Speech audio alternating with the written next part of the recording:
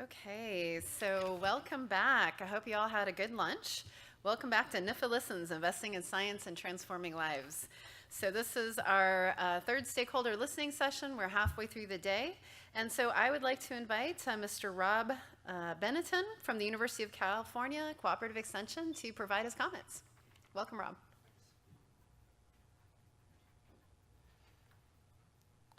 Good afternoon, everybody. How's everybody doing today? Good, good. The clicker, wait, where's the, okay. For about 100 years now, UC Cooperative Extension has been supporting applied research and education programs throughout the state of California. Globally, we're at a point where greater than 50% of the world's population lives in cities, with a projected 50 to 60% increase in the population by 2050. Significant urban poverty and food insecurity has been found as well, both globally and in low-income areas of the state. California is currently the powerhouse leading the nation in agricultural production, both on the livestock and crop production side. However, about 1 million folks in the state of California are currently living in food deserts with no supermarket or grocery store or healthy food options within a mile's radius. Low retail food access often corresponds with low income and underserved communities. And this exists in about 371 California census tracts, with about 85% of them being in urban spaces. As we densify in cities across the globe, we're also experiencing the urban heat island effect, which is significantly impacting environmental quality in terms of soil, air, and water quality. It may be best to think of them as sponges on their own, conceptually speaking. And there's a correlation between stressors, well-being, and health as we urbanize across the board.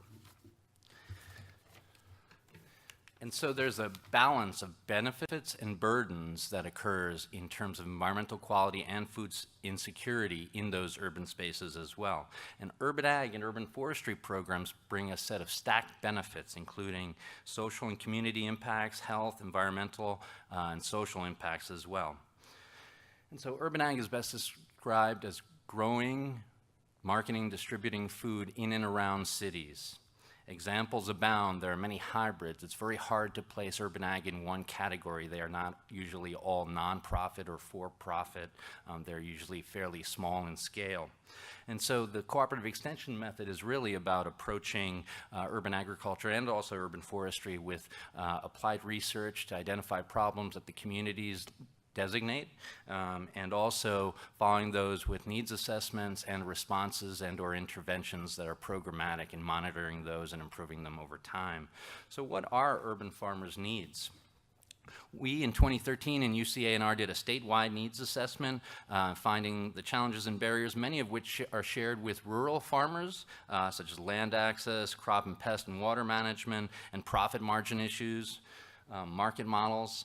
And also, our statewide urban ag needs assessment findings further included the determination that we had soil quality and contamination issues to be worried about, zoning and city ordinances, animal husbandry had historically been excluded from cities, and then the usual post-harvest handling and marketing and distribution.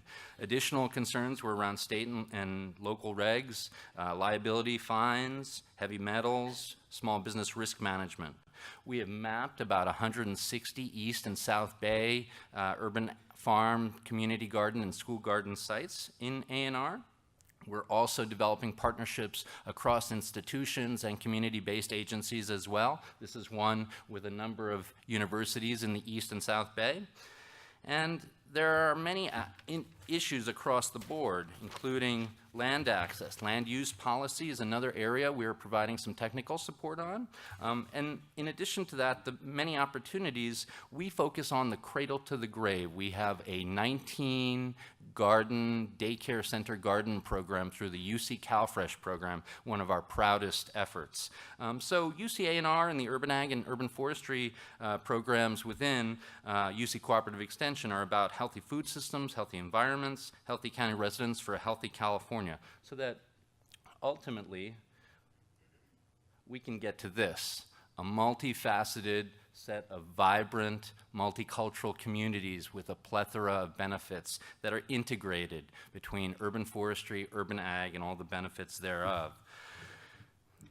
Impactful urban ag and forestry cooperative extension programs improve local environmental quality and increase local food security using practically applied land-grant university research to help solve community-identified problems. Urban food systems, long taken for granted, are the focus of city residents, municipal governments, and stakeholder groups, contributing to local economies, environmental conditions, and public health and a sustainable urban quality of life. In recent years, there's been a significant increase in farmers markets, community and school gardens, as well as urban farms in California and across the western states. Associated policy initiatives have also facilitated urban food growing and animal husbandry stewardship in cities as well.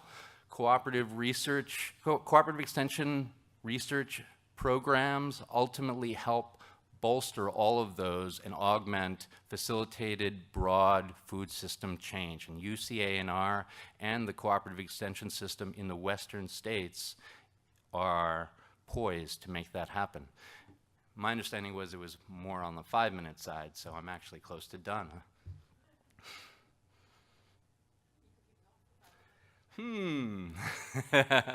Well, would you like me to do it again? No.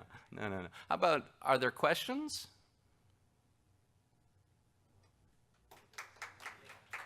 I have a question. Certainly.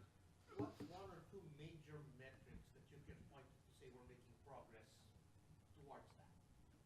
Certainly. You talk about number of more farmers markets and things. Is that a good metric? I would say for some in the communities in which we serve, but not necessarily all. One good metric would be increased healthy food access out of corner stores. Another would be improved soil health and soil quality in urban settings and research on all of that. A third might be market-based models that really work between hyper small scale urban food growers that have scale capacity issues and partnering with regional, peri-urban, and semi-rural farmers who have a capacity to meet a greater demand, but they may share similar values and missions and goals in their farming and philosophies and practices. What about growing more landscapes towards urban ag? Is that a good? Certainly. There are efforts across the board in the state of California called agrihoods. Those are often where there are private residential developments that are multifamily apartment complexes that have set aside spaces for growing food. On the rare occasion, they're on rooftops. Mostly they're on at grade level. And they're also about being places where community interaction can be fostered. Absolutely. Yeah. One of the things about food access is really the affordability issue, right? So as we think about land access and urban land use policy around the concept of urban ag, which again, you can't categorize as any one thing. It's not necessarily just for-profit or nonprofit, often very much community-based, however, is to think about land access in terms of both public lands and private lands. As cities densify and their land values go up, the likelihood that food grown on vacant lots is going to be able to remain affordable if it's sold is a challenge, right? At the same time, there are some state policies that have been implemented, such as Assembly Bill 551, which is now called Assembly Bill 465. It's the Urban Agriculture Incentive Zone Act that is essentially a property tax incentive, very much incentivizing food growing in cities. But again, if the food is not affordable, who does that help? For whom are we doing these policy measures, right? Things to think about. So thinking about public lands, and even if it's just in word as an unfunded mandate without providing any state legislature funding or local county funding, if government considers endorsing the concept of planning commissions and parks departments and their commissions actually allowing for applications by low-income folks to grow food on some portions of their lands, you start to have an eclectic combined program of private land use and public land use. But these are things to think about. It's a dynamic set of challenges. It's not all one thing all the time. I think some of the key research opportunities are around integrated urban ag and forestry that is also combined with increasing impervious surfaces, so rooftops is one of the big ones. Most buildings in California are not engineered for heavy weight loads like where I'm from on the East Coast, but there are patented low weight soils nowadays that can be used for rooftop growing, and these serve as an opportunity, especially for affordable housing nonprofit organizations that are developing, such as in the Tenderloin district in San Francisco, for example. Another one is soil health. A third might be, again, market models. Thank you, Rob. I'd like you to expand a little more on green job training. How are you engaging high schools or community colleges or some of your own extension programs which are doing the training? Is it something where NIFA should pay attention to? I would say certainly. Just to rewind for a second, I have two hats. I'm the county director for Alameda and Contra Costa County Cooperative Extension, over about 30 staff and about 1,500 volunteers. And then I'm the urban agriculture advisor for the Bay Area in 5 counties and developing a program from scratch over time, about 4 years in now. And so I would say, over time, the opportunities around workforce development with green job training, both edible landscaping, landscape horticulture, and urban agriculture, and tree management, care, and stewardship are massive. These are huge industries, and they're really only on a trajectory of growth. In the long run, I'm planning on working with a couple of local high schools to do some teen training programs.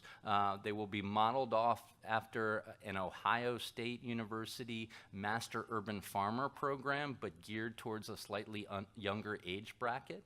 One of the key things about these kinds of workforce development training programs is that they really need to offer not just the experiences and the time and the apprenticeship or internship or fellowship opportunities, but also the credential opportunities as well, right? So opportunities such as the American Soil Association, I believe it is, the Crop Advisor certification, right, is one. There's a Sustainability Advisor, that's another. The International Society of Arboriculture offers tree management trainings, where after obtaining that credential, one can have a wage of $50 to $75 an hour right out the door, pretty much, with 6 months of experience. So taking into account what the jobs would entail and then working backward into what the trainings programs require is going to be a key part. And I think I'm just about, am I out of time? Yeah, okay, thank you. Yep.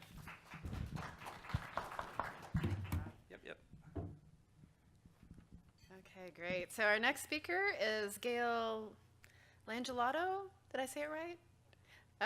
Gail is from Oregon State University Extension. Welcome, Gail.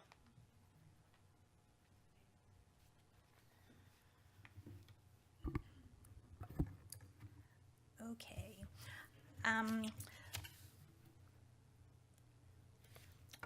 So Deputy Director Qureshi and really everyone from NIFA, thank you so much for hosting this listening session. I was very nervous coming into this, and everyone from NIFA has been incredibly welcoming, and I appreciate that. I especially appreciate the opportunity to come and share my priorities with NIFA. I'm truly passionate about my work and appreciate the opportunity to share this passion with others.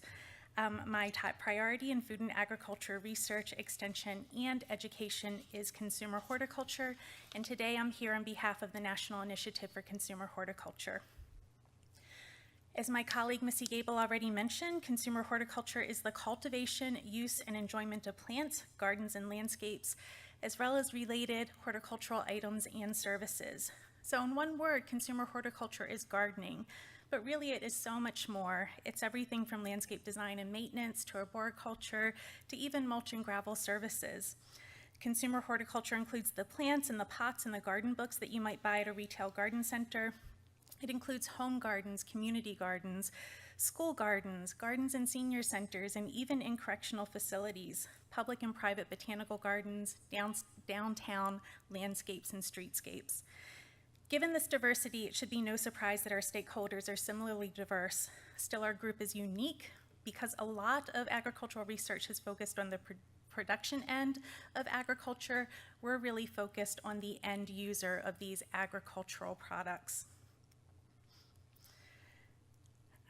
This group of consumers who uses agricultural products and services has largely been underserved by agricultural research historically. This is in spite of the fact that we have an extensive and impactful outreach through land-grant extension master gardener programs.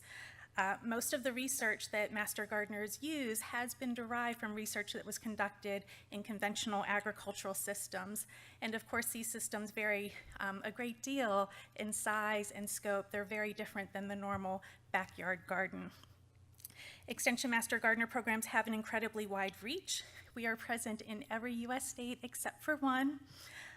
Master gardeners, 83,000 in number, are passionate, driven, lifelong learners, accruing nearly 1 million hours of advanced continuing education hours per year and donating more than 5 million hours of their time. Master gardeners are charged with delivering research-based recommendations. Now, we need to make sure that the recommendations that they're delivering are derived from appropriate systems research that they can share with their communities. And consumer horticulture research is well poised to have large impacts. This is due in part to the spatial scale of consumer horticulture landscapes. The land area planted in lawns and gardens is extensive, 40 million acres of lawn in the lower 48 US states alone, representing about 2% of land area in the continental US. It also is the largest irrigated crop in the United States, requiring approximately 9 billion gallons of water. Research and extension in consumer horticulture is also well poised to make big impacts because just about everyone gardens. According to the National Garden Association's research, nearly 80% of all households participate in some form of gardening, indoor or outdoor, on an annual basis. And given this broad array of garden types, garden-related products and services, the spatial extent of lawns and gardens, and the fact that just about everyone can be considered a gardener, it should come as no surprise that the consumer horticulture impacts are multifaceted. For example, the purchasing power of gardeners is considerable. In 2015, gardeners contributed $36 billion to the US economy, such that it averages out to the annual average household expenditure on gardening to be about $400. In terms of the social impacts of consumer horticulture, we know that kids who garden eat more vegetables. This may be because they have better access to vegetables, but it could also be because gardening exposes kids to vegetables in a way which is fun and inviting. Did you know that it takes on average between 10 and 15 exposures to a new food before a child accepts that food into their diet? And of those 10 to 15 exposures, only one exposure has to be a taste. Touching, planting, growing, and harvesting food are all powerful and positive ways to expose children to vegetables and fruits that they might not have had experience with, so that the mere act of gardening has the potential to both encourage and provide for the consumption of healthy foods. One example of the positive impact of consumer horticulture on the environment is the role that gardens play in pollinator conservation. Research has shown that gardens support diverse and abundant and intact bee communities, such that the abundance and diversity of bees in community and home gardens either approaches or in some cases actually exceeds bee communities in adjacent natural and agricultural systems. Investing in consumer horticulture research and extension will allow us to better identify the specific plant materials, designs, and management practices that will benefit economies, communities, and the environment, and to communicate this information to diverse stakeholders. Although I've given a few examples of the benefits of consumer horticulture, please know that the potential for consumer horticulture extension and research research especially is wide open. And this is because very little research has been conducted in and for consumer horticulture landscapes. So for example, of the 162 SCRI grants which were given between 2008 and 2015, none of them had a consumer horticulture research component. Conducting research in consumer horticulture landscapes will not only improve the extensive outreach delivered by Extension Master Gardener programs, but also has great potential to have direct positive impacts on production agriculture. And this is because of the rapid transformation of landscapes that we're seeing. The world is becoming increasingly urbanized, which means that urban areas are encroaching on areas which were historically more rural, and that urban and peri-urban agriculture are becoming increasingly more common. Understanding how to produce food in urban and peri-urban landscapes, often in diversified, smaller-scale farming systems, will become increasingly important to building resilient food systems. Research conducted in consumer horticulture systems is going to be directly applicable to production methods in small-scale, diverse urban farms, and vice versa. In addition, research at the interface of consumer horticulture and production agriculture will become increasingly more important as divisions between urban and rural become more diffuse. 90% of the fruits, nuts, and berries and 78% of vegetables and melons are now grown in counties with significant urban encroachment. We need to understand the impact that consumer horticulture landscapes are going to have on adjacent agricultural systems. So just a few of the many questions which could be addressed include the role of consumer horticulture landscapes in sourcing pollinators to nearby urban and peri-urban farms, providing refuge to pollinators from agricultural stresses that might be experienced on farm, building strong urban food systems that are resilient, and connecting urban populations with agriculture. And it should go without saying that research in consumer horticulture needs to be coupled with strong investments in extension. The stakeholders of consumer horticulture include just about everyone. To reach such a diverse and extensive group, on-the-ground extension professionals are needed to translate research into information and to inspire the adoption of best management practices. Thank you.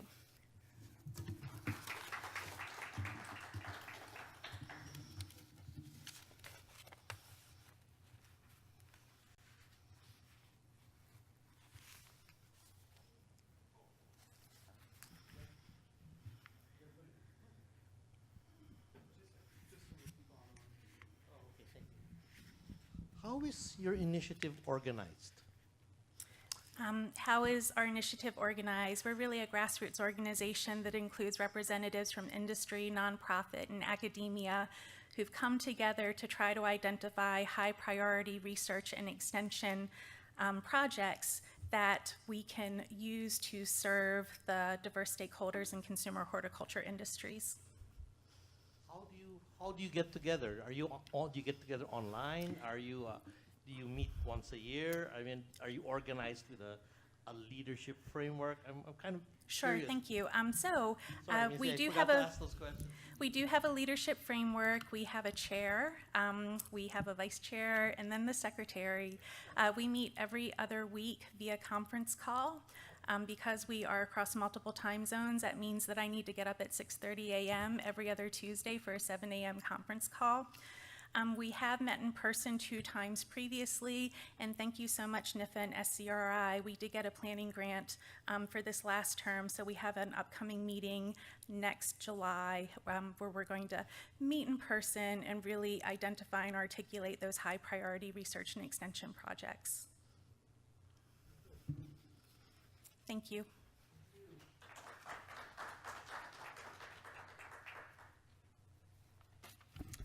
Okay, our next speaker this afternoon is Alvar Esquivabu.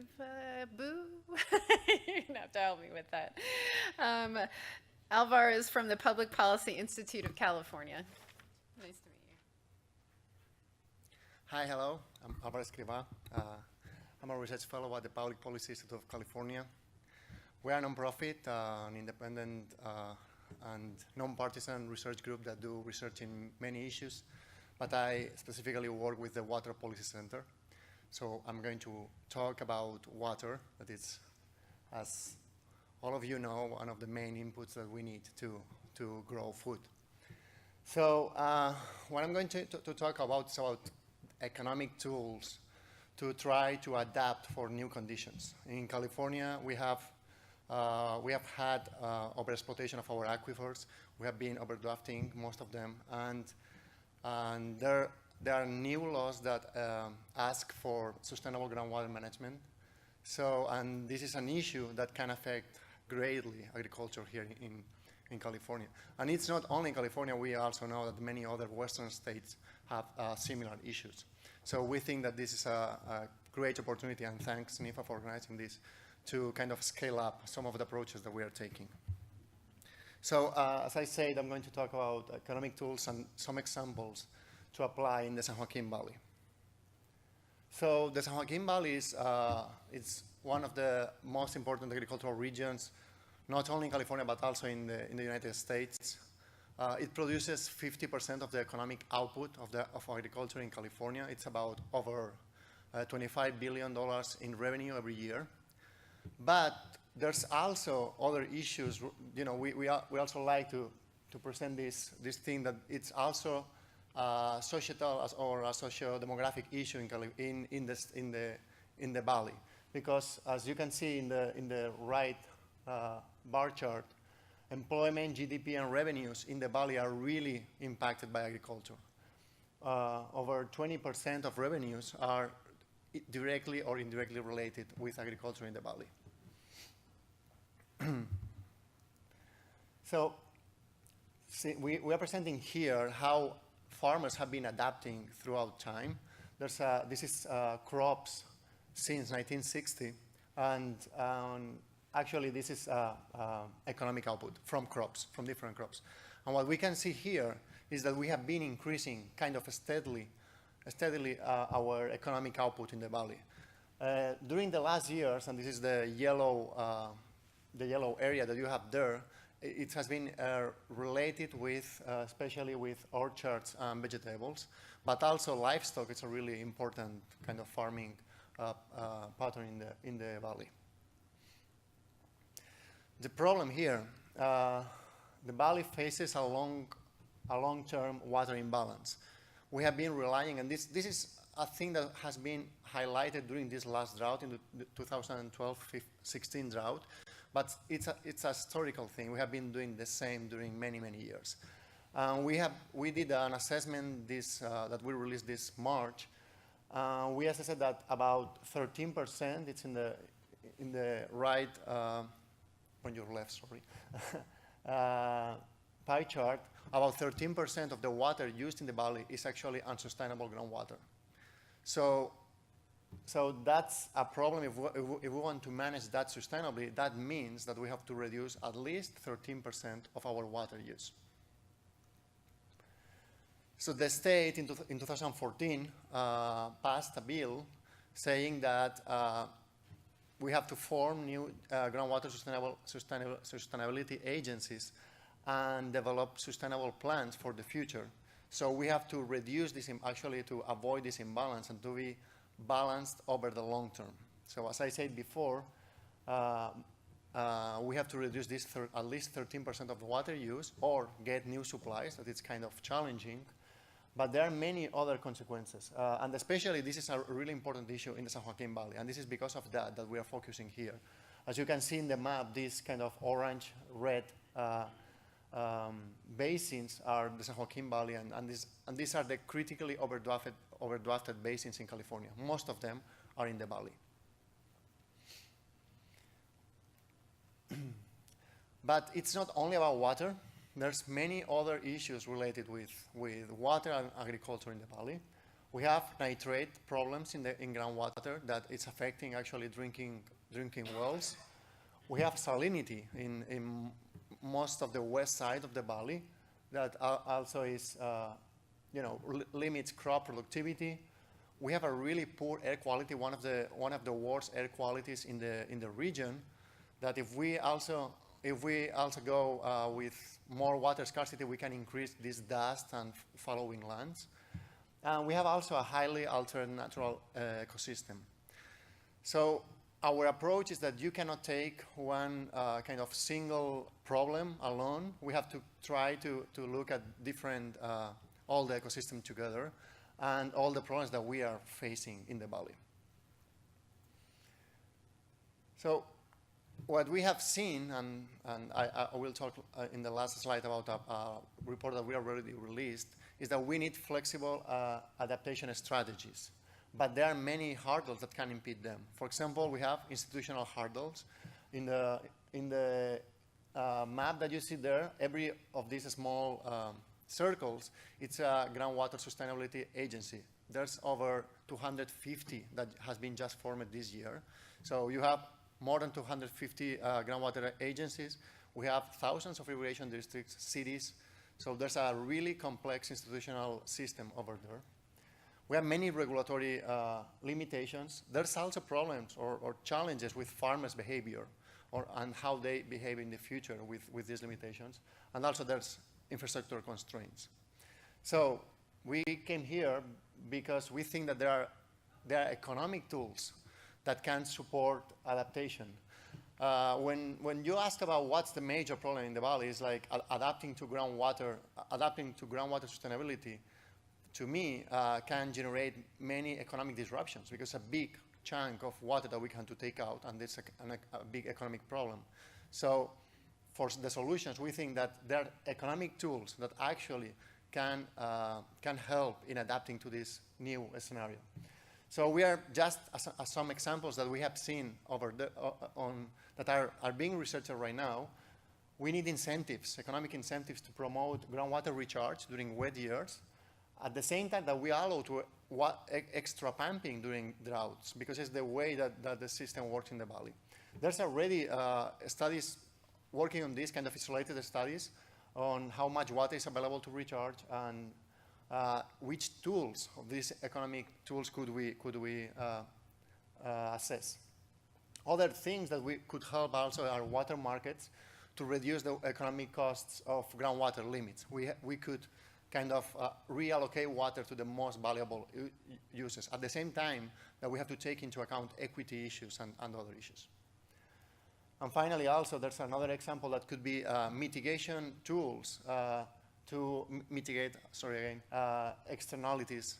Because if we keep pumping more during dry years, as it will happen, that will that will dry more wells. But if we plan that in advance, we can propose mitigation tools to farmers to pump over these years, but at the same time to pay for these domestic wells to be replaced. But we have to plan that in advance. So there's a few irrigation districts that are already implementing this. So as research opportunities, what I already kind of said, there are many specific research needs there. We are already exploring some of them, but we think that there's a need for many more. So there's a need for overcoming these barriers, these institutional barriers, these behavioral barriers. Second, there's needs to investigate these new approaches, these economic tools to try to help adapting to the new conditions. And finally, also to scale up these successful experiences, because it's kind of a really complex landscape, and we have to promote these successful experiences.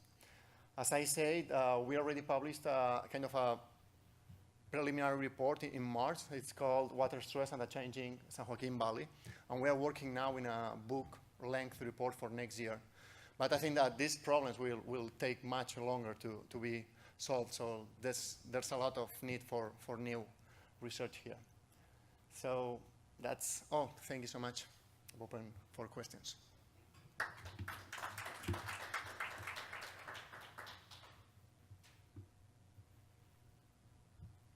Question?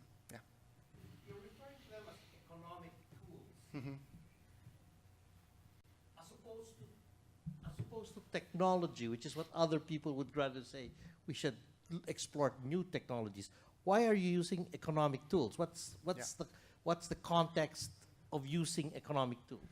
Because I think that it's a really good question, because we are proposing here, there's many also technological issues, there are technologies that are being explored and actually are being applied. Now, and we actually rely on that. I did my, I'm a grad student from UC Davis, and there's many links from UC Davis tech kind of industry with the ag industry. But there's most of these economic tools that we mentioned about economic tools are kind of practical issues that don't need a technology behind that, only need kind of an institutional and legal agreement and kind of behavioral way to work with, and that can promote, adapt to new conditions, because can reduce the economic costs of adaptations. Any other question? Thank you so much.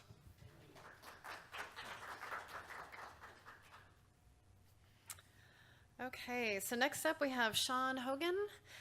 Sean is from the University of California, Division of Agricultural and Natural Resources.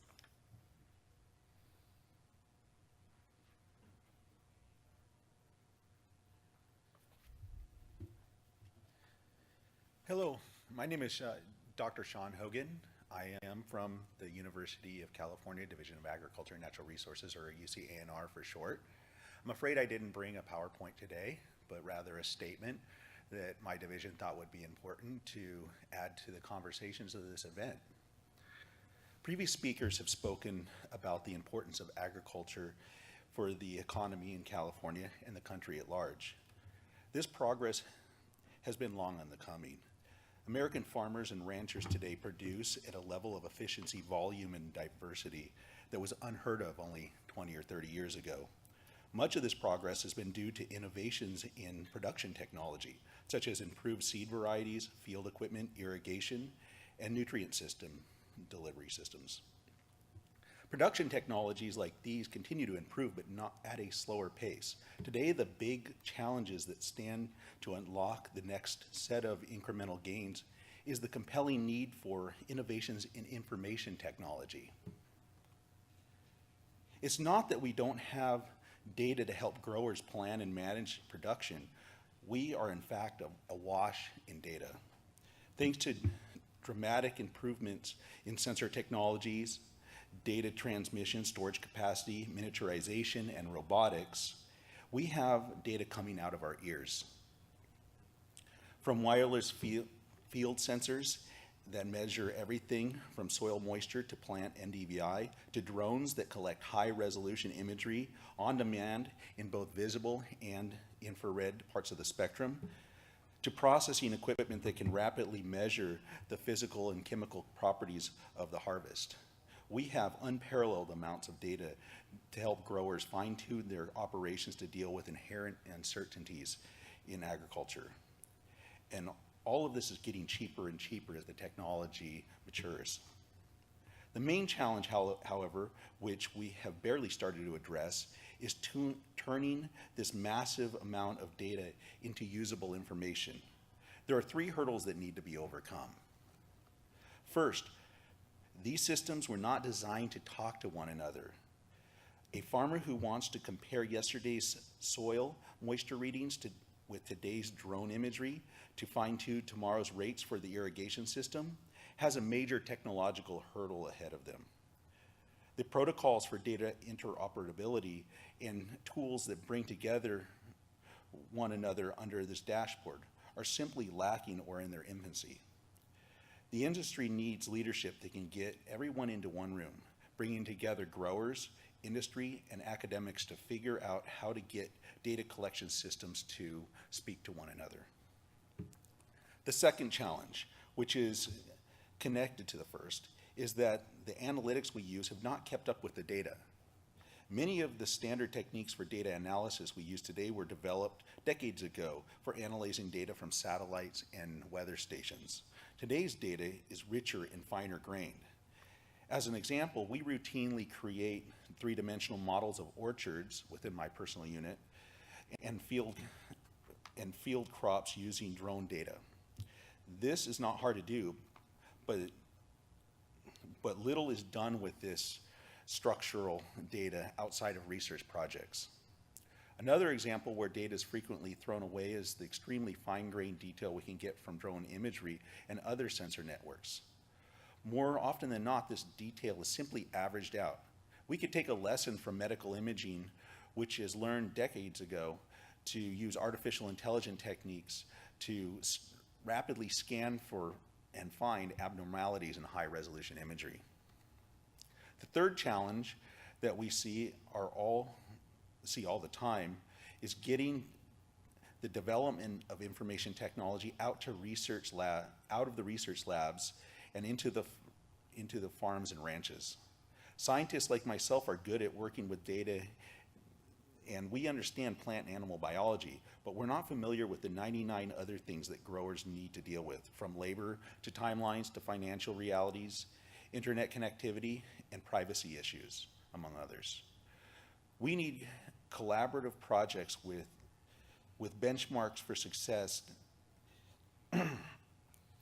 where the benchmark for success is not another publication or patent, but a set of tools that meets the actual needs of growers, including small and medium-sized operations and those working with specialty crops.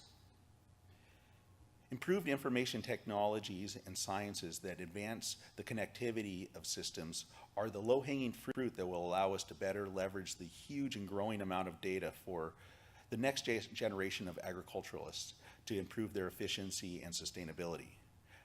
Land-grant universities like the University of California are well positioned to develop tools and technology, but we need the support and leadership from agencies like the USDA to bridge the divides and all work together.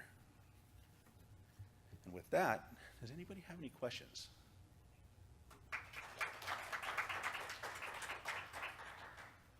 I also prepped for about a 5-minute talk, and so. Yes.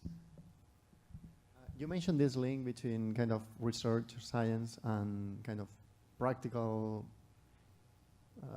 procedures on farm. Mm-hmm. How to improve that? Well, that's part of the conversation that has to be convened between the groups. But right off the top of my head, I'm thinking in terms of making technology very accessible and easy and very financially advantageous. Just a quick example, that would be maybe application programming interfaces that connect units to some kind of centralized or enterprise system that helps the growers or the agriculturalists manage their systems in concert, not just separately. That'd be something that would be an example. Any other questions? Yes.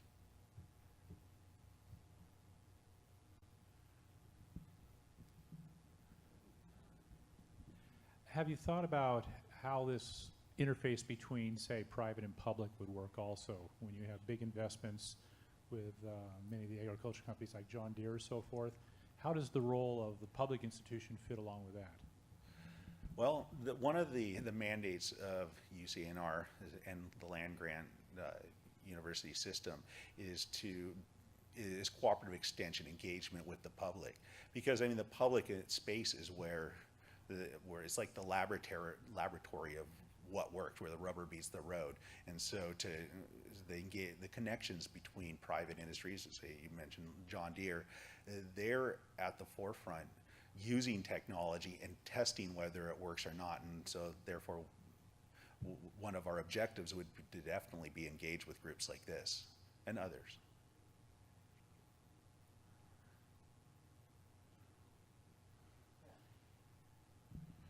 What's the scale of farming that we can impact here?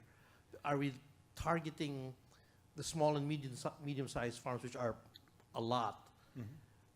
But is that the effective kind of target that we can invest in to make these types of accessibility to that kind of information? Because this is public information. What we in the federal government will do is invest, and the obligation is to make that information public. Is that kind of that direction is where our collective efforts can make that difference?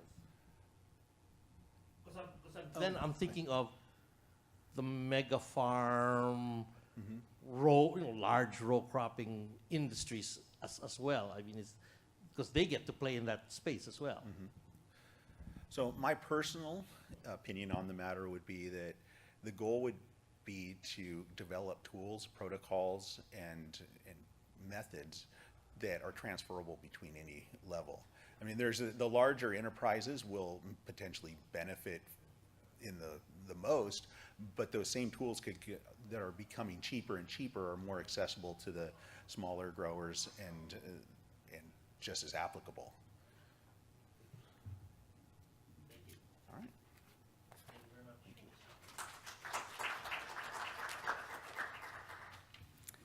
Okay, your agenda doesn't have our next speaker, but she would like to come and give some comments as well. Let's have Danelle Brown. There she is. Come on up. Danelle is from the National Grape and Wine Initiative. Welcome, Danelle.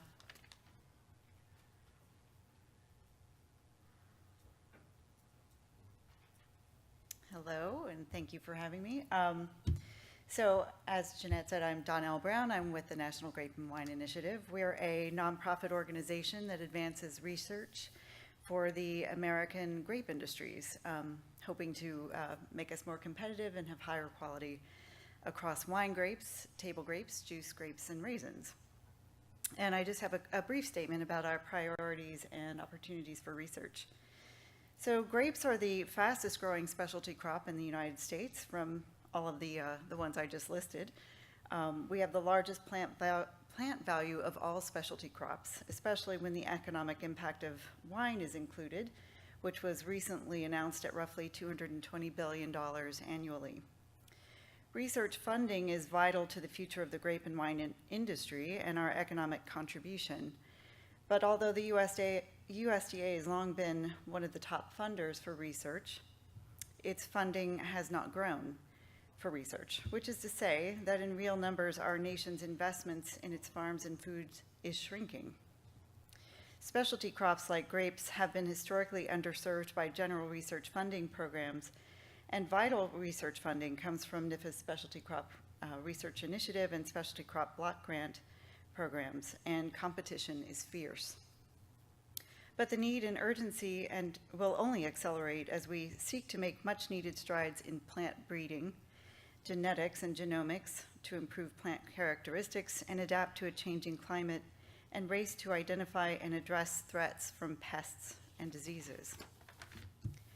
A lack of labor is a critical threat to the long-term viability of all American crop production. With the farm labor supply reaching crisis levels across our vineyards and farms, research is desperately needed in automation, mechanization, and efficiency technologies, not only to address decreases in labor, but to enhance the productivity and skills of our existing labor workforce. And extension is vital to delivering scientific outcomes to industry, but it has suffered greatly from a lack of funding. Extension appointments are being eliminated or combined across crops such that growers' needs greatly outweigh agents' capacity to provide meaningful outreach. Through its Agriculture and Food Research Initiative and SCRI programs, NIFA has helped to sustain this work, but more must be done lest this function disappear completely. As NIFA Director Sani Ramaswamy has said, quote, funding research to respond to these challenges should be considered as an investment in our nation's future, an investment that will pay big dividends in the years to come. Federal funding has certainly helped to improve the competitiveness of U.S. grapes and grape products, and we hope to maintain a strong and vibrant connection with NIFA and the USDA in years to come. That's all I have. Thanks. No questions, right? Thanks, guys. Almost. Thank you for the call out on the Specialty Crop Research Initiative. Sure. How do your industries look at the need for automation, efficiency equipment, and such? And how does that all fit with, again, with innovation, with the workforce development, the transitions, particularly when labor is so short and it's critical with the industries right now? how would be the best way for us to move that forward? Gosh, that's a really big question. It's with the grape industry. If you take the wine industry in particular, people kind of look at wine through this Vaseline smeared lens. It's very romantic, and people think that we're all drinking wine all the time, and it's lovely, and it's really hard work. And I have heard from certain vineyards that, for example, the mechanized vineyards look very different than your traditional vineyard. They are not nearly as pretty as a traditional vineyard. So vineyards take pains to hide those vineyards from the public, because there's a lot of public perception and pressure to maintain that kind of romantic vision. So, but speaking. I don't know that I'm speaking for the whole industry, but I would say that things have to change. The labor is decreasing and aging out. There aren't a lot of people coming into agriculture, even family farms and vineyards. The next generations aren't coming into the business. So mechanization and automation certainly are things that we have to look at.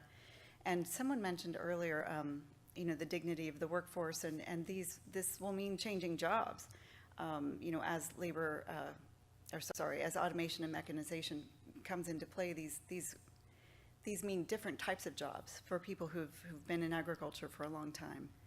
So, did I answer your question? Yeah, can I do a follow-up Sure, on that then? yeah. With the commodity crops, efficiency, large-scale consolidation, decrease in number of total farms and so forth, is that really the model for specialty crops, or could it be going to more of a distributed model, more of a right-sized model, some other scale than considering just strictly getting larger and larger for efficiencies? I'm not sure I'm going to be able to answer for all specialty crops. I would say, in the grape industries, there's an awful lot of handwork that will still remain. Automation, mechanization, these things can scale up and down. I suppose there's probably a hurdle in technology investment in terms of the cost of these things. So I'm not sure I can answer for all specialty crops, but it is these are things that need to be employed, certainly in vineyards.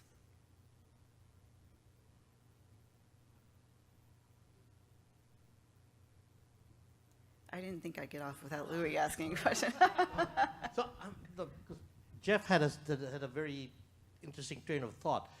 Does the grape and wine industry tend to keep itself in that smaller scale artisan approach to their product, rather than what Jeff was asking, that in other agricultural I see. areas they tend to scale up because of either capacity or we're producing this pears or something like that. In this case, we are producing a product that has some other artisanal value to it as well. Is that the kind of, because we then look at this type of specialty crop in a different way, because it has a certain other value, because it is, it's wine. It's got Right, there's that- a those product, an yeah. end product Yeah, as there's a well. perception of that product, of quality being of an expectation for that as well. Right.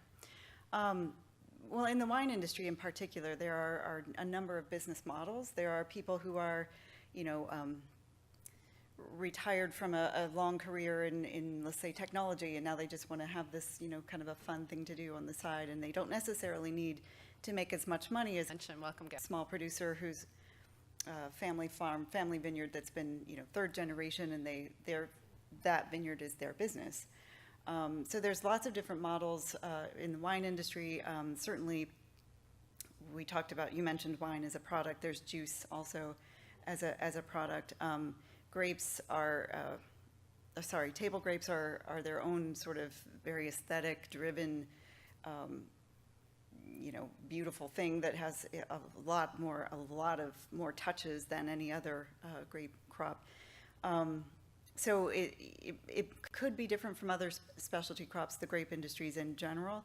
But there are so many business models within. You've got, large, there's Welch's that has cooperatives of, cooperative of growers, to, Bronco Wine, for example, that works with lots of different growers, some of whom they've bought and some of whom they contract with. So there's so many different business models and different sizes of farms and ranches, and it's a little hard to answer the question, but it makes it challenging, yeah. Sure. Was it? Oh, there was. Hi, how are you? Good.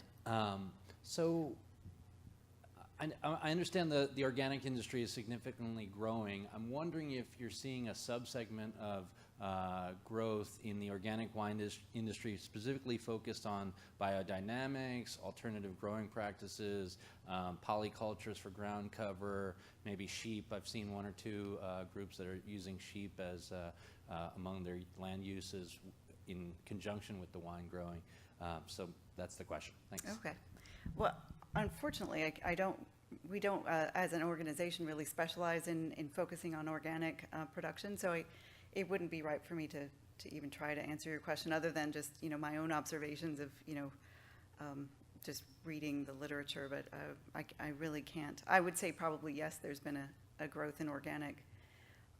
Sustainability is a much sort of a broader, kind of more top of mind at the moment, that covers not just, the kinds of methods, the things that you're using from nutrition and pest management, but also to labor issues and, how we deal with environmental issues. So sustainability as a sort of umbrella topic is kind of a little more in my wheelhouse, but I can't really speak to the organics at this moment. Is that it? All right, thanks.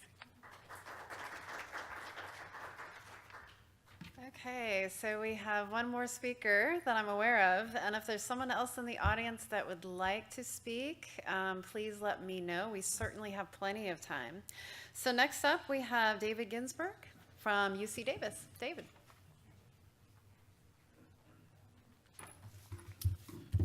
Thank you very much, and really, I have to say that I think the presenters before me really highlighted the importance and passion and the breadth of what NIFA represents and the programs that they have associated with it, and more so the impacts that we have on what we have as our research findings, but more of what's going to be happening in the future and the trends of what research needs to support. I really have a fortunate opportunity to be working at the University of California, Davis. I direct the UC Cal Fresh Nutrition Education Program, which is the SNAP-Ed program. And we really are able to work with the other university campuses, as well as the division of UC Ag and Natural Resources through the Cooperative Extension offices. And there was a comment that was brought up earlier about the application of translational research. And, from the campuses where research is provided in development of curriculum or doing research on programming or, again, the spectrum of what was covered today, we have the opportunity to do the campus to community continuum of bringing the research to the community, to the people we serve through the Cooperative Extension offices. And it's a phenomenal way of extending the important research and also the various programs that are developed throughout various organizations. But also, because we represent the universities, it also gives us the credibility in the community that often isn't always supported or recognized by others. While at the University of California, we were able to get a grant from NIFA to work with both NIFA and the Food and Nutrition Services. It was called the Align and Elevate grant. And this brought an opportunity to bring both Dr. Ramaswamy and also, at the time, Administrator Audrey Rowe together to really look at the synergy and the partnership opportunities that both the FNS programs brought forward, along with the programs around what NIFA provided, but more so in the area of nutrition and community engagement. So again, it really was kind of a landmark opportunity where the two administrators got together to really look at what could be the opportunities for building synergy. And the reason I bring this up is because I think SNAP-Ed plays a real crucial role it is really aligned often with extension offices nationally, and it really allows us to accentuate what is happening within the NIFA programs, and particularly what is happening in California with the ag and natural resources. And it really looks at the opportunity of building towards, again, what we were discussing here, with like the Master Gardener programs, and really looking at what we're doing in our educational opportunities with edible gardens. And the partnerships that we've been able to build by creating gardens in schools, and one of the previous speakers talked about what we did with our early childhood education programs. Also looking at how we have this link to our youth engagement efforts within our SNAP Ed efforts within the University of California. We're reaching 100,000 youth, and we've been serving them.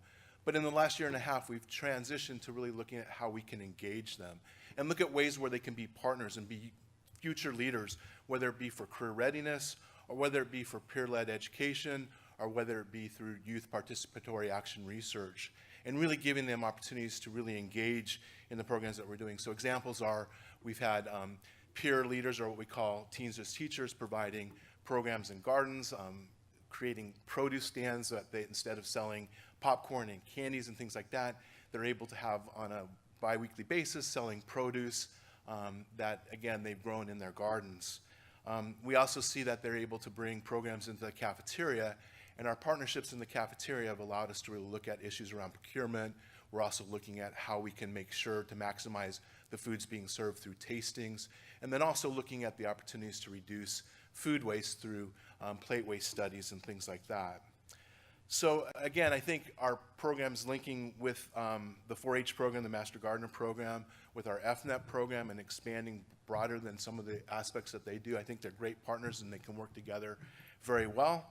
And then we also look at the economic stimulus. So again, many of the presenters were talking about, you know, the ag and growth and things around that. And so we're able to, through our educational programs, promote the produce that's being grown in our communities, and really create a demand for those products by educating the folks that we're reaching out to be able to, again, put a demand on that produce. So it becomes an economic stimulus, and there's examples where grants have come in for bonus values, where if you go to a farmer's market and buy produce with your SNAP benefits, you're able to then be able to get a 2-for-1 value. Again, it creates a stimulus for the small farmers who are coming to the farmers markets to be able to sell their products. Again, 2-for-1 is great for our participants. Many of them who are food insecure. So again, it also brings diversity, because our project is really serving a very low social economic strata. It brings in a diverse audience that, again, links to these programs. So with limited resources and reduced funding and an uncertain future, it's really important to look at how we build the synergies between our various programs so that we can really maximize the efforts that we're bringing forward. So again, it's a great opportunity that we see, again, partnering across the USDA programs and really demonstrating that impact here in California. So thank you very much.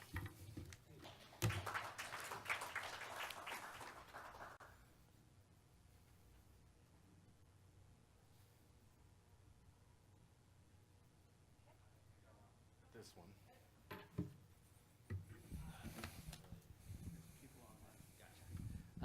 So in terms of school facilities and early childhood centers, do you see long-term growth as in terms of community use agreements where parents and other community members are also connecting with those gardens as well? You know, that's a real difficult question, because again, you've got the joint use challenges sometimes of being able to use school lands as public use and the jurisdictions that govern both of those. There are a few examples where that's occurred, where within the school grounds they've been able to develop a community garden, a shared garden, and things like that. Some of my colleagues in other departments with the California Department of Public Health are looking at land use partnerships and the opportunities to look at joint use agreements. So I do think that's important, and I think this is something that, again, SNAP Ed has allowed us to be able to begin working on those things. And I think as we learn more about some of the ways to break down the barriers between the different silos of the different organizations, we could possibly look at that as a real opportunistic way of really using property that's not used often during the summer months when schools are closed down and the highest growing season of the year. So good question and something that should be pursued more.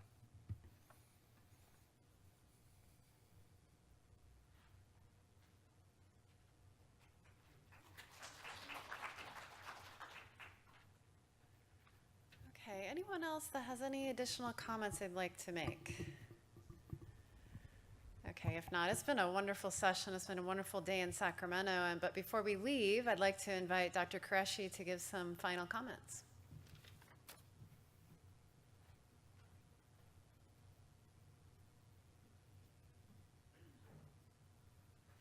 Thank you, Jeanette. Wow, what a day. You know, as when our current secretary, Dr. Sonny Perdue, went through the hearing process and was confirmed, he coined a statement about the largest federal department, which is USDA. It said, do good and feed everyone. So just think about it. It's a very powerful statement. I think the fact that you all took the time to come here today to share with us all the good you're doing through research, education, and extension, and reaching out to the communities, getting their input and fine-tuning your programs so that they truly address their needs is really all the good we are talking about. And feed everyone not just mean producing abundant food. We are already very blessed in this country to have the safest, the nutritious, the most abundant food that we can think of. But also, we are leader of the world. We do feed not only people in this great country, but across the world. That's a great responsibility. We got a lot of great ideas today in this production agriculture sort of overarching phrase. A lot of sustainable approaches, various under numerous categories, I would say.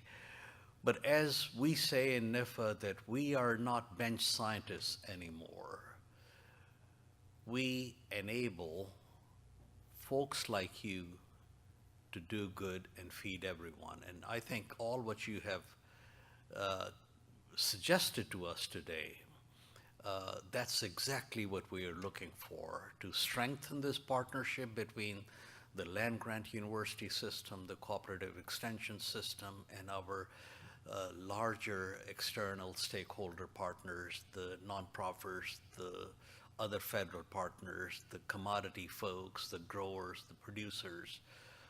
We are having fantastic, huge list of very, very valuable ideas. If you want to read more about what we heard at other regional places, because each region kind of have its own flavor as well, although there are a lot of commonalities. We have presentations from Kansas City as well as Atlanta already on NIFA Listen website. We also have already, believe me or not, a complete transcript of every word which was said on those two sessions, so you could read the conversational items as well. And also we will have these presentations along with the transcript available from Sacramento meeting on our NIFA Listens website. I assure you that the reason why we were having these listening sessions, and the last one hopefully would be as successful as this one is that these feedbacks would really, really inform our budget priorities. We are not just doing it to feel good that we came here and we talked to you and you all came and talked to us. And yes, that's a good feeling as well. I think this reaching out builds this and further strengthens our partnership.